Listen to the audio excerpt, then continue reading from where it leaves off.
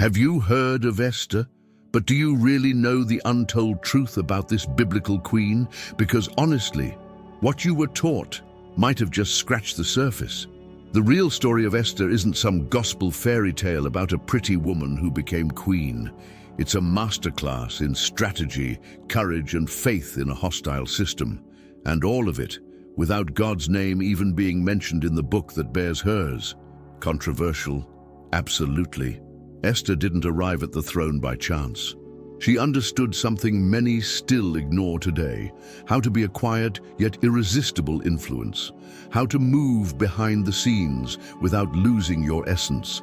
And what if I told you the same principle that saved the Jews from genocide could pull you out of obscurity and position you in places you never even dreamed of? That's exactly what it is. Her story holds a powerful secret, and I'm going to show you. What happens when beauty joins forces with intelligence, when prayer aligns with strategy, and when a woman decides she won't be just a decorative queen, but a warrior disguised as a wife? Get ready. This is the real story of Esther, the one most haven't told, but you're about to discover. And stay with me till the end, because I've prepared a powerful prayer inspired by Esther's life. A prayer for those who need courage, direction, and deliverance. A prayer that could mark a before and after in your journey. Life doesn't always begin with choices. Sometimes it begins with losses.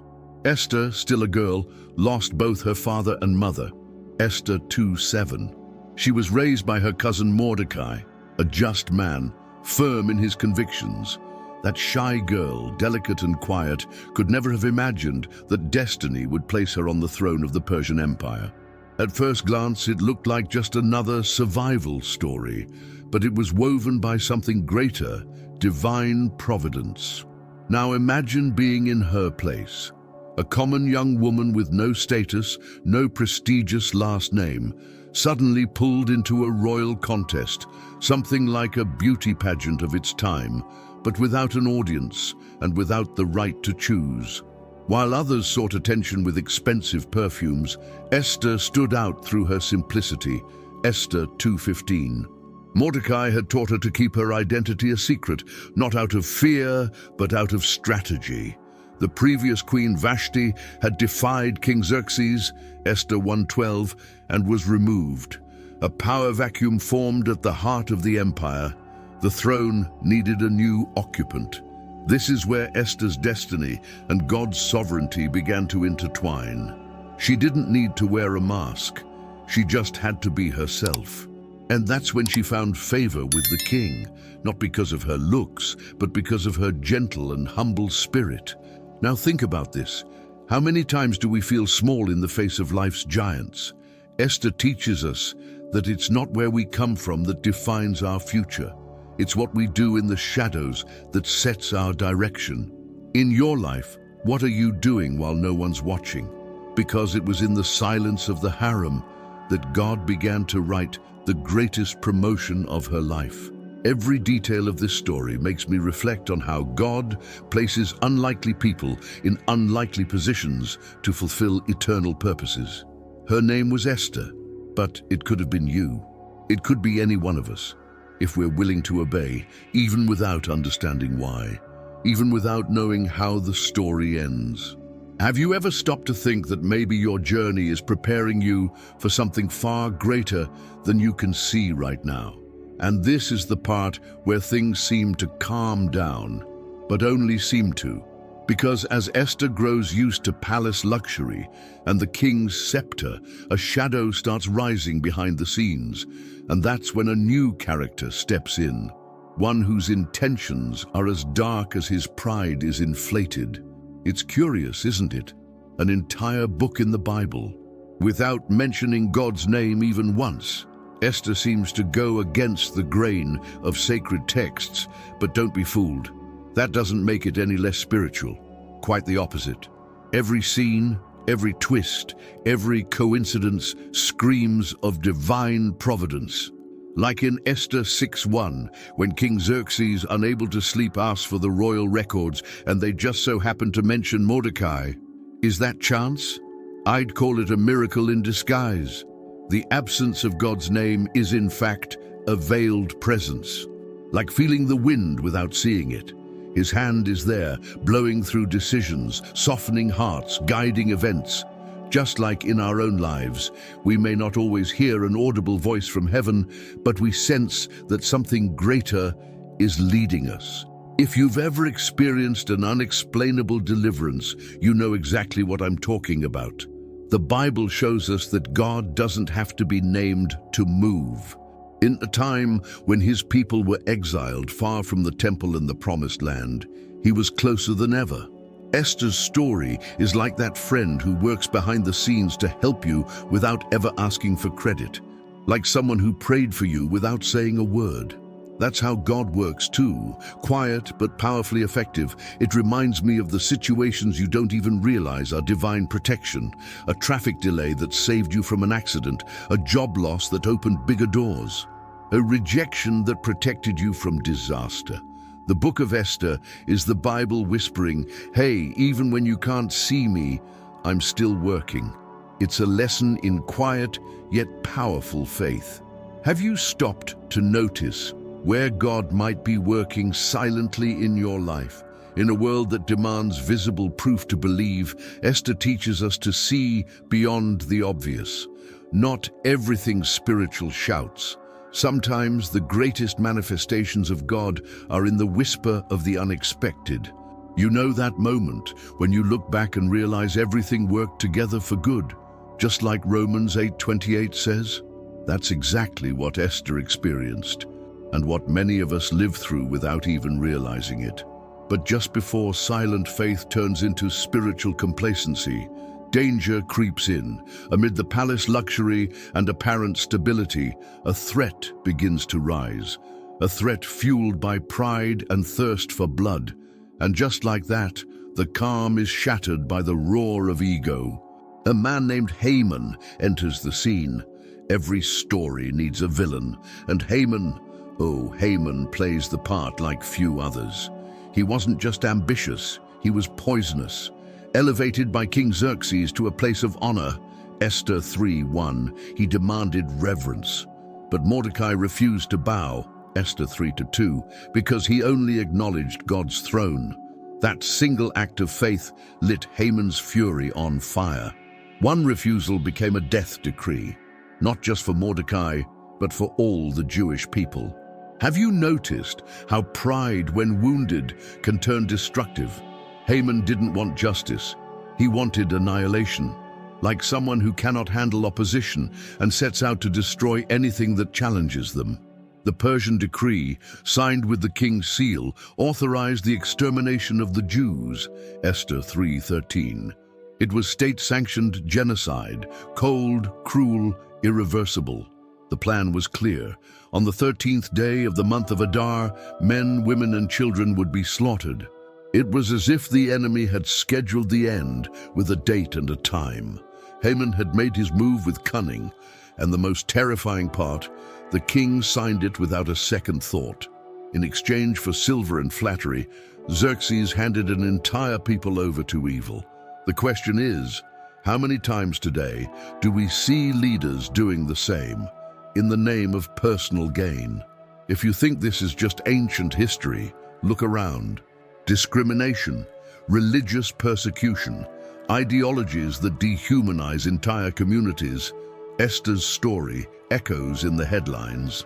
Haman may have used a Persian decree, but today, many still wield the pen of power to advance injustice. The difference lies in the response. Will we remain silent, or will we take a stand like Mordecai? And even knowing the risk, Mordecai didn't back down. He stood firm, even under threat. It reminds me of Daniel's resolve in the face of King Darius's decree, Daniel 6:10. Faith isn't the absence of fear. It's the decision to stand even when fear is loud. And it's in this tension between the throne of evil and the throne of God that the fate of the Jewish people will be decided. But if there's someone who can change the course of this story, she's hidden behind palace walls, silent but strategic, fragile but full of purpose.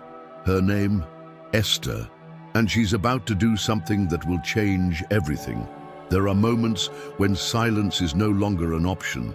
When Mordecai uncovered Haman's plot, his soul tore in grief. He clothed himself in sackcloth and ashes, crying aloud through the streets of Susa, Esther 4:1. It was the cry of a man who knew that faith without action is ineffective. He didn't run to the authorities. He ran to the intercessor God had already positioned on the throne. The once shy girl now carried the hope of a nation. Esther was shaken by the news. She may have felt fear, may have doubted her ability. After all, the king hadn't summoned her for 30 days. Esther 4:11. What if he rejected her? The law was clear. Anyone who approached the king uninvited would be put to death, unless the golden scepter was extended. This wasn't a matter of royal protocol. It was life or death. But Mordecai reminded her of something crucial. And who knows but that you have come to your royal position for such a time as this. Esther 4:14. That verse deserves a place on our fridge door. How often do we hold back from acting, waiting for safety, stability, or approval? Esther's courage wasn't instant. It was built through fasting and prayer. She asked the people to fast with her for 3 days. Esther 4:16. 3 days with no food or water, seeking supernatural intervention. That's where the courageous queen was born, and the frightened orphan girl laid to rest. It's striking how fasting and prayer have become forgotten weapons in today's world. Many run to the internet before kneeling in their rooms.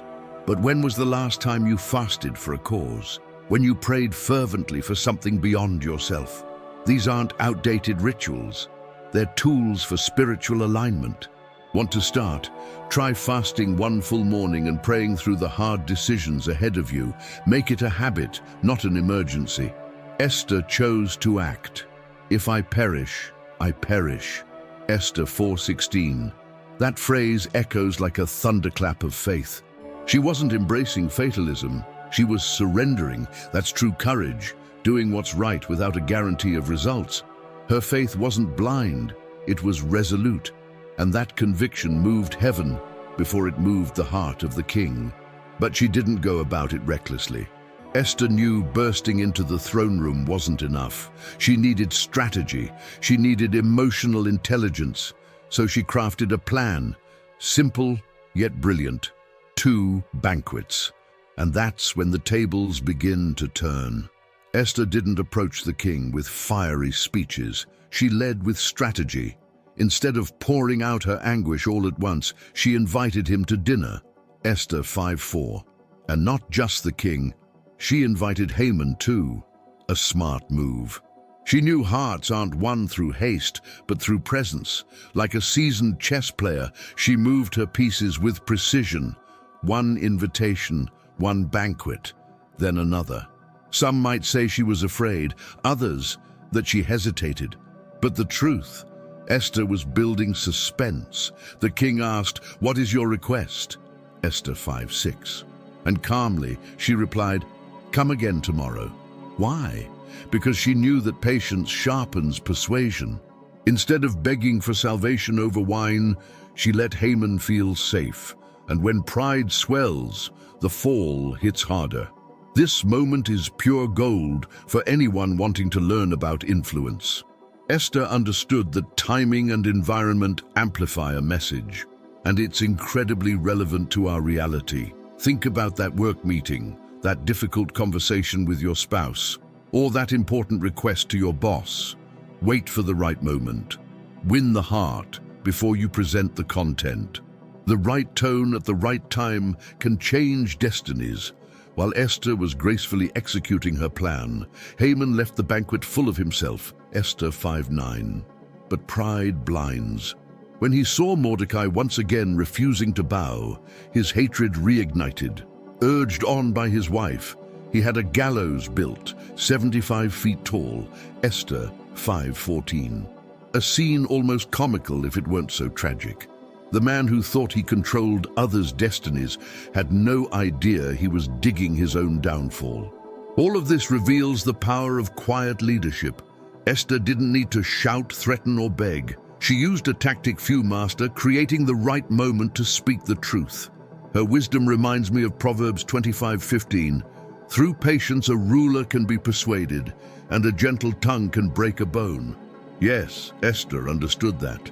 And what would come next proved she also knew something Haman never would: how God lifts up the humble and brings down the proud. While Haman's evil plan was maturing under the illusion of success, something strange was happening in the king's bedroom that same night. A bout of insomnia, a casual choice of reading, and a long-forgotten memory that would change everything. It was time for God to flip the script.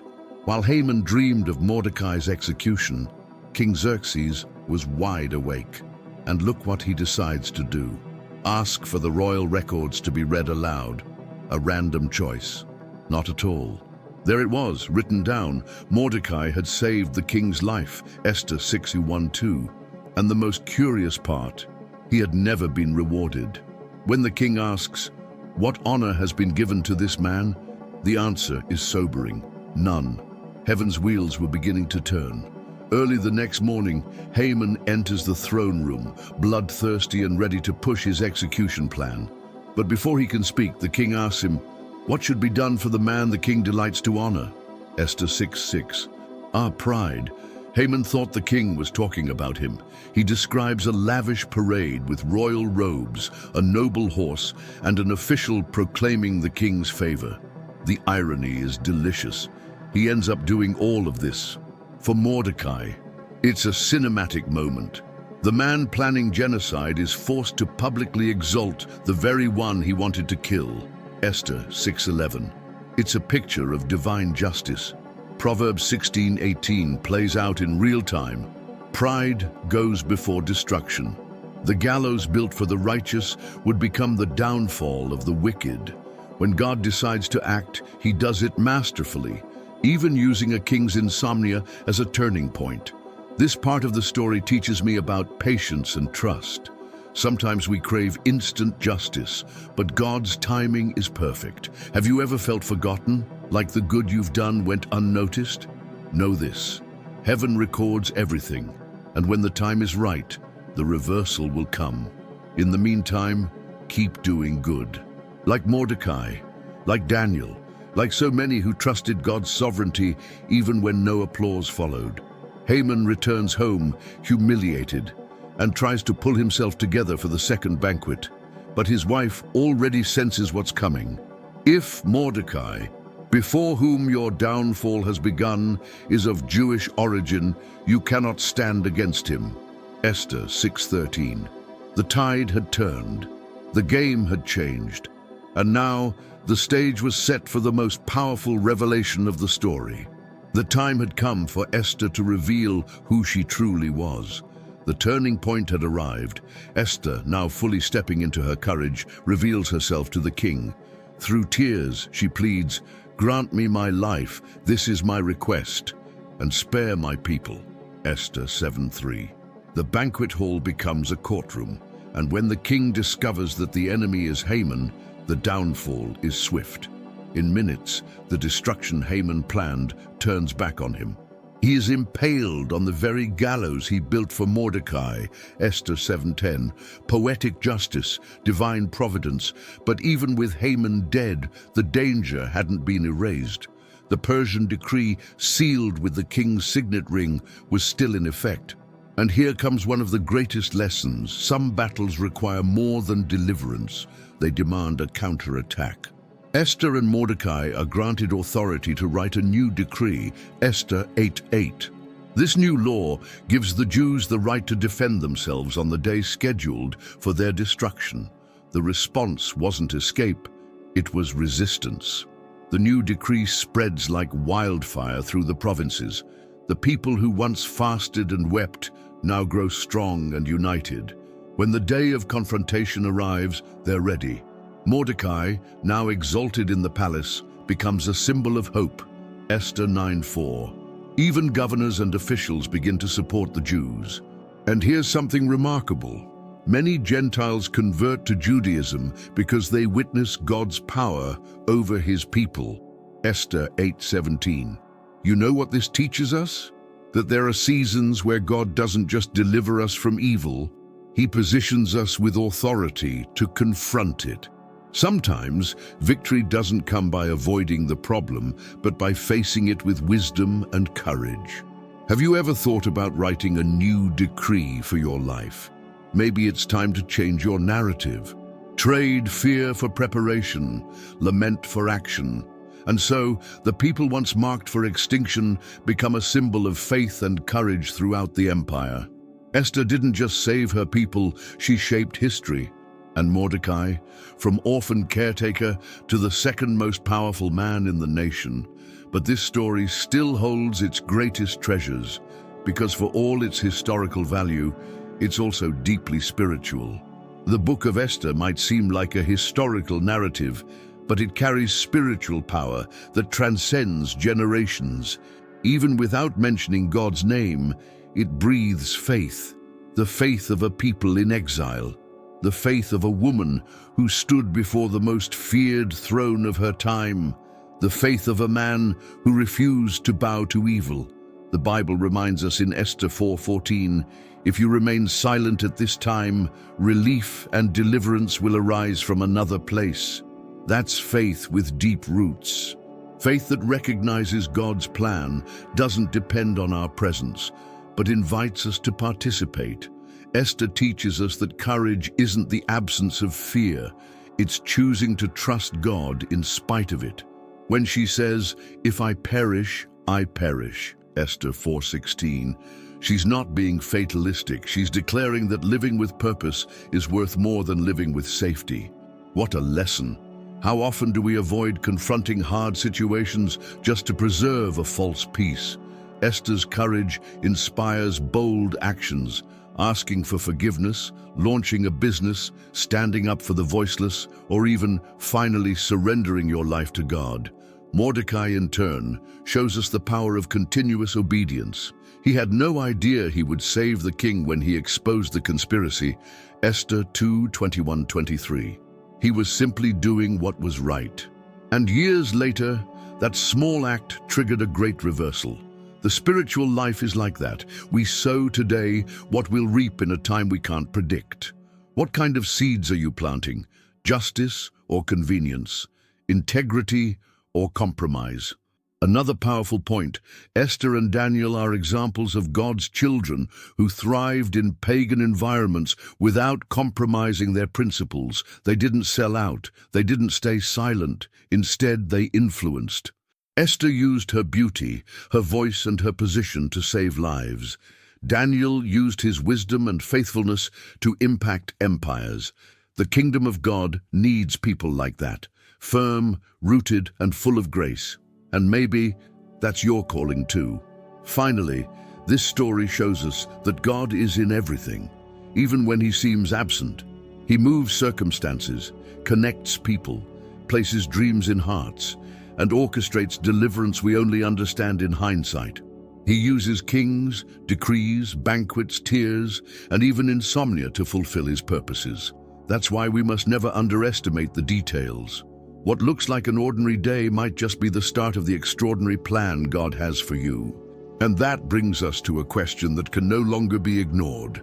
If Esther was used to preserve an entire people, what are you doing with the influence you've been given? Who could you save today? With a word, a gesture, or a prayer? That's where the next story begins.